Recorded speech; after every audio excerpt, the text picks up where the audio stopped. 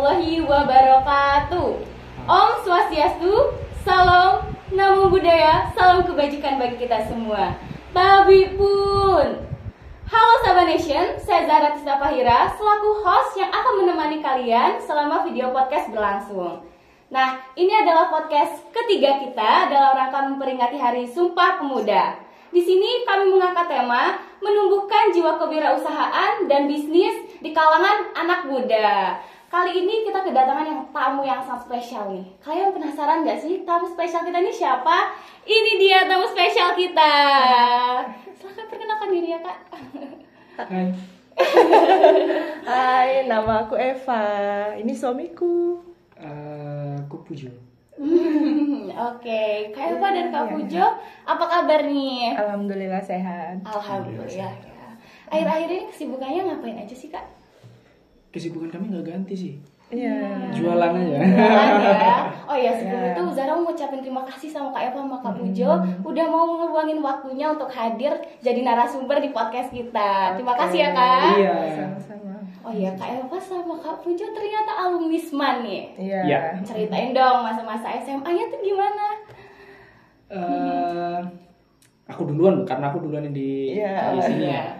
Boleh. Kak. Lulusnya tahun 2008 berarti aku masuk 2005 ya.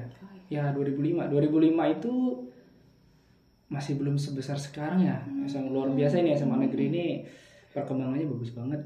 Kalau kesannya pasti berkesan ya, karena saya ketemu istri saya kebetulan di SMA, jadi wajar pasti berkesan, Gitu. pasti berkesan gitu. Terus kalau untuk kegiatannya, ya bangga deh untuk kondisi perkembangan kami, termasuk telur yang menetas dari sini gitu Oh, kan. iya. Jadi ya pasti bangga gitu. Kalau istri saya silakan gimana? Coba Kak Eva gimana nih masa-masa SMA-nya?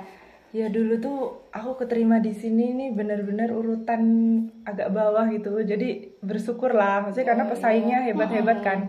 Banyak banget yang daftar di sini, pesaingnya banyak, berbakat semua, pinter-pinter semua. Alhamdulillah di sini dan terus ya ketemu sama suami. Tapi guru di sini tuh aku tuh ya nyaman lah walaupun jauh kan aku dari Bandar Negeri ya. Oh, dari Bandar Negeri. Ya, setiap hari tuh Jadi PP, naik, Kak? ya PP, Oh. naik bis. Oh, dulu zamannya bis Iya, ya? dulu ada bis. Oh, Terus zaman bis. turun di Simpang tuh kayak ojek. Tapi aku betah banget sih di sini. Nyaman, terus perkembangan kayak pendidikannya itu bagus gitu. Nah, lanjut ke pertanyaan berikutnya Kak ya. Nah, Kak Eva sama Kak Pujo ini pembisnis nih. Nah, menurut Kakak sendiri makna kewirausahaan itu apa sih? Kami berdua agak sedikit beda, tapi bagi kami itu Boleh mirip, deh. ya. Mirip tapi beda ya gitu. Kalau dari saya pribadi sih, kewirausahaan itu ya wirausaha pasti urusannya dengan usaha gitu ya. Iya. Nah, kalau dari saya nanti dijelasin sama istri saya. Beda karena kami gitu. Kalau dari saya, wirausaha itu sendiri itu seperti kita membesarkan anak ya. Kalau besarin anak tuh ya kita sayang, terus abis itu ya kita jagain, kita kasih makanan yang bagus, sehat, terus iya. habis itu ya kita alurkan dia, kasih pendidikan yang baik supaya dia jadi tumbuh lebih baik gitu kan. Sama, kami juga fokusnya di usaha itu saya anggap seperti anak saya sendiri gitu. Makanya ya kalau ada sebuah keadaan yang lain itu misalkan bekerja terus cari sambilan lah usaha apa gitu. Nah kalau kami kebalik nih. Kalau saya pribadi ya saya tuh lebih ke Gimana tuh? usaha, pekerjaan adalah sambilan kami gitu. Itu kalau saya. Nah kalau istri saya agak beda dikit nih. Kalau Kak Eva gimana nih? Kalau saya ya nggak mau ke lain hati. Pokoknya kalau udah usaha, ya udah aku fokusin ke situ gitu. Lebih ke pekerjaan Aku dia kan adalah usaha. memutuskan untuk mengembangkan Artemis ini dari pas lulus kuliah. Oh, lepas lulus kuliah. Pas lulus kuliah aku langsung nggak kepikiran untuk mendaftar di misal kantoran kayak gitu. Karena kan aku dulu jurusannya manajemen kan ya. Oh, manajemen. Basicnya ya kayak kantoran di bank Iya, atau di asuransi kayak gitu-gitu. Nah, aku memang udah memutuskan untuk memfokuskan untuk Artemis gitu. udah dari awal kalau kami. Kalau suami dulu sempet ini, Sempat kelamar kerja apa? sempet ngator udah kerja. Sempat ngator. Iya. Heeh. Oke. Wah, keren banget nih, Kak. Ceritain dong, Kak, proses Kakak membangun bisnis tuh gimana? Gimana ini maksudnya? Ya kan Kakak punya bisnis di bidang Ya. fashion nih. Nah, kan itu pasti ada jatuh bangunnya. Ceritain dong, prosesnya tuh gimana, Kak? Oh, proses awalnya. Iya. Oh iya iya. Awal mula Artemis nih gimana? Dulu Artemis itu belum ada nama. Aku kan mulai mengenal jualan kayak ke baju, pakaian itu dari 2011 ya, sayangnya. Waktu masih kuliah semester 3 kalau nggak salah. Intinya Iya, ada yang 3 atau 4 memicu gitu. ya. Oh. Iya, nah Yang waktu memicu itu dosen. Oh. dosenku kewirausahaan itu namanya Miss Arum itu ngasih tugas untuk mengutarakan ide. Nah kebetulan beliau itu tuh jualan pakaian, terus sama Miss Arum itu aku disuruh jualan. Kakak disuruh jualan. Ya udah coba aja jualan sekalian ngerjain tugas kan. Ya udah aku ngambil barang dari Miss Arum sama dosenku itu, terus aku jualan deh. Tapi dulu jualannya karena masih belum online kan. Iya, iya. Itu aku ke ini bawa barang Kok kayak sales jadinya? Ya, kayak sales karena nggak ada modal kan, ya nggak, namanya dulu pas-pasan lah. Jadi alhamdulillah Miss Arum percaya sama kami, jadi barangnya dibawa, kemudian ya kami keliling-keliling ke kosan gitu secara kredit dulu. Oh, jadi secara kredit awalnya. Banyak kok teman-teman alumni yang jadi pelanggan pertama aku dulu, bayar sebulan gitu. Oke. Nah, bareng sama ini yang nganter. Nah, prosesnya tadi kan panjang banget ya, Kak. Nah, rintangan terbesar menurut Kakak dalam membangun usaha tuh gimana sih, Kak? Terus ngebangkitin semangatnya tuh gimana tuh? Dulu sih rintangannya lebih ke ini ya, waktu itu kan belum ada modal. Ya sampai sebesar ini sih kami tuh bukan tipe yang dimodalin sama orang tua gitu kan. Jadi berusaha sendiri ya, Kak? Ya melalui si dosen itu tadi. Sarum. Ya kami kumpulin muter-muter. Cuman kadang-kadang ya sering kayak pinjem ke kakak gitu untuk 2 minggu gitu pinjem buat ada pesanan banyak tuh. Jadi aku dulu dulu sistemnya PO karena nggak ada nggak ada modal kan untuk belanja langsung. Jadi harus PO dulu. PO itu sambil ya itu pinjem 2 minggu terus aku aku belanjain, terus uang udah dapat untung aku pulangin gitu. Muter-muter gitu aja sih dulu. Gitu ya, Kak. Nah, terus untuk melewati rintangan itu pasti Kakak perlu banget dong peran support system nih. Nah, menurut Kakak sendiri orang-orang yang mendukung Kakak itu siapa aja sih, Kak? Bukan karena kalau untuk support system ya, kalau untuk kondisi yang membuat kami tetap semangat itu sebenarnya bukan lebih ke orang ya, ini maaf gitu ya, karena lebih ke keadaan sih kami itu. Ya. Jujur kami tuh benar-benar keadaan yang anggaplah kepepet, tapi kepepet yang agak egois ya. Karena gini, kalau untuk kuliah makan kan kita sebenarnya dikasih sama orang tua, tapi karena orang tua kami itu basicnya tani ya, jadi ya secukupnya untuk makan bisa sama kuliah gitu. Bisa kuliah udah. Nah sedangkan kami kan namanya ya kami dulu deket berdua gitu ya. Kalau mau menyebutkan pacaran kan nggak enak gitu, tapi saya udah tersebut kan.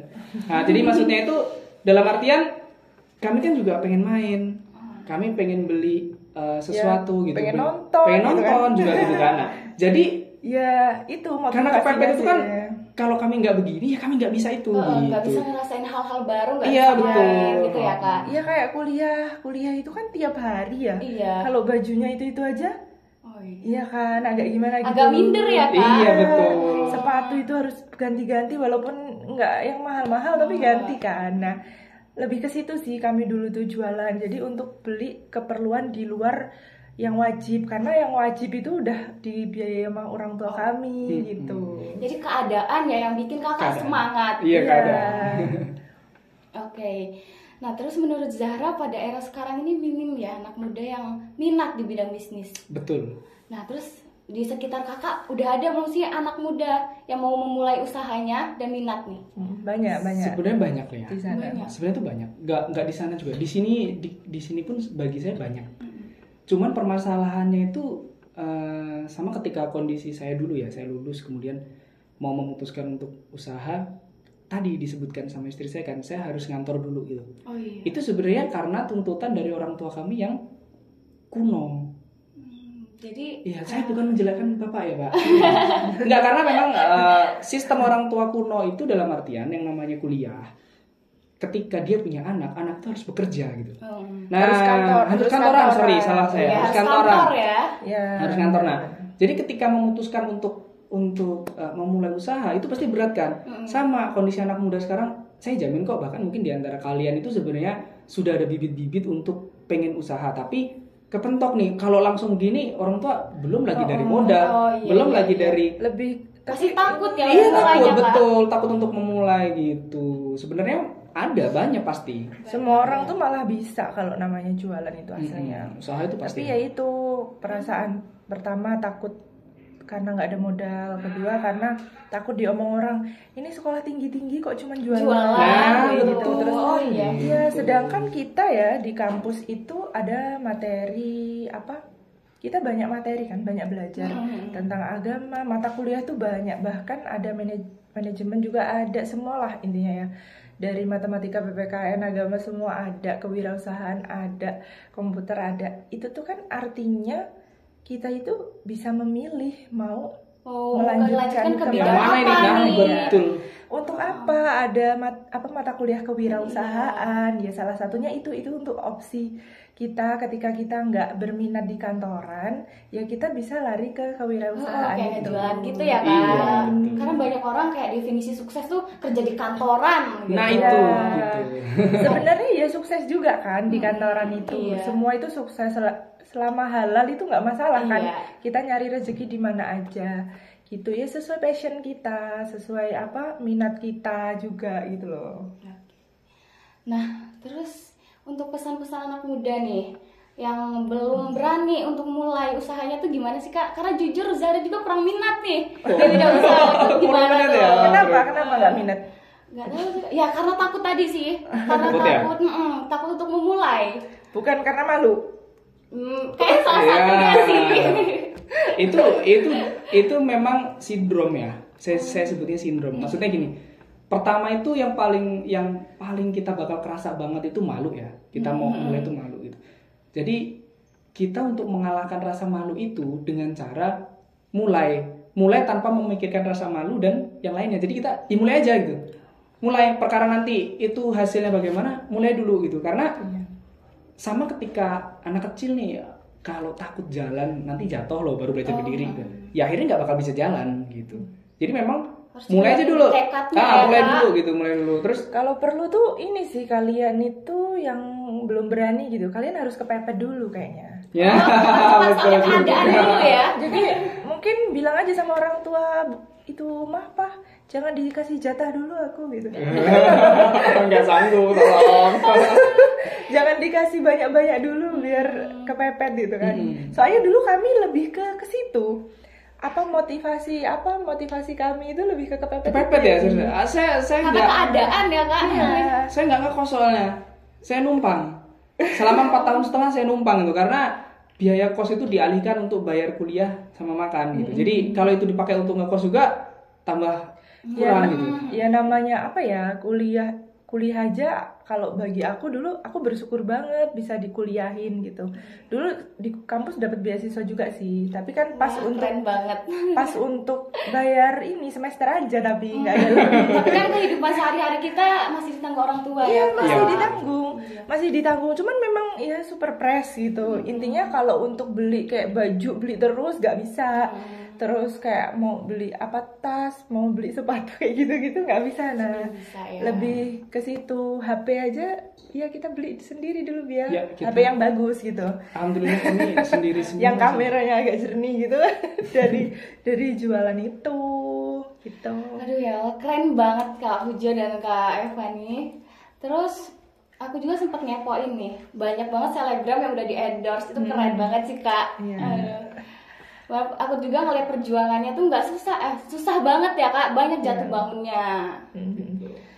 Ya, iya memang kalau kalau kita jualan online tuh memang harus mengupgrade. Misal ini trennya apa. Jadi kita harus ngikutin tren. Kalau yang jualan online loh ya, terutama di Instagram, Terus di kayak TikTok juga ya Kak. sekarang kan lagi berkembangnya TikTok ya. Bahkan di dunia ini yang aplikasi paling banyak di-download itu TikTok kan, Iya, nomor TikTok. 1. Makanya itu sekarang kami lagi fokusnya ke TikTok. Ya walaupun tetap WA sih yang utama kan. Iya. Terus untuk offline store-nya gimana Kak? Ada nggak? Offline itu, Atau cuma jadi di kami online dong? Kami ada kantor kan, jadi rumah kantor itu isinya ya stok, isinya ya para tim Artemis. Terus di situ bisa belanja langsung gitu. Oh. Cuman Artemis ini kedepannya memang mau buka di luar juga, jadi yang kedua gitu, cabang kedua. Jadi nggak di dalam aja ya Kak? Jadi ada yang di dalam lebih khusus ke reseller. Ya kami Di luar khusus yang untuk dipakai sendiri ya. kan kami posisinya untuk awal jualan memang fokusnya lebih ke reseller dulu. Nah terus habis itu kan setelah berjalannya waktu kita ketemu corona nih. Nah corona kondisi pas itu kan Susah ya Kak? sebenarnya semua lari ke online ya ketika corona kan. Cuman di situ ada keadaan di mana kita dituntut untuk cari pembeli pribadi. Kalau sebelumnya kan kita bisa fokus reseller datang ke tempat kita reseller yang share nih yang jualan gitu kan. Tapi ketika corona kita dituntut untuk cari pembeli pribadi gitu kan. Nah akhirnya setelah berjalannya waktu kami berpikir kami juga perlu nih untuk kita benar-benar share ke ya udah nih kami memperkenalkan diri untuk yang pembeli bijian pembeli satu pakai sendiri dipakai pribadi. Pakai pribadi itu juga tahu kami gitu loh. Kalau sebelumnya kami menyembunyikan diri supaya reseller yang bisa berkembang. Nah akhirnya setelah berkembang karena banyak permintaan, mereka daripada masuk di depan aja gitu. Akhirnya yaudah deh kita buka deh nanti. Insya Allah tahun gitu. ini sih Insya Allah di depan. Tahun ini atau mungkin awal tahun depan. Awal tahun depan ya. Doain lancar ya Kak. Amin. Nah, last question nih Kak. Gimana perasaan Kakak setelah sekian lama tidak berkunjung ke sekolah ini, setelah berkunjung lagi jadi narasumber di podcast kita? Perasaannya pasti seneng ya, ada perasaan bangga, keren juga aku ya gitu. Nggak ada, pasti ada penghargaan. Ada penghargaan ya, ada penghargaan terhadap diri kita gitu kan. Nah terus ini podcast ini di zaman saya nggak ada kan ya, nggak ada. Terus memang ini terbarukan dan juga di dunia per sosial mediaan kan sekarang sangat membutuhkan banget sih podcast ini juga gitu kan. Jadi ya selain rasa bangga, saya merasa kagum gitu. Kagumnya karena saya sendiri kalau disuruh tiba-tiba memulai juga belum tentu bisa kan. Apalagi membawa acara loh kan, itu lebih susah gitu. Dan ini untuk bekal nanti ketika lulus ya. Betul, luar biasa itu. Untuk harapannya sih semoga lebih besar, siapa tahu ini jadi salah satu TV lokal kan, kita nggak tahu juga. Amin.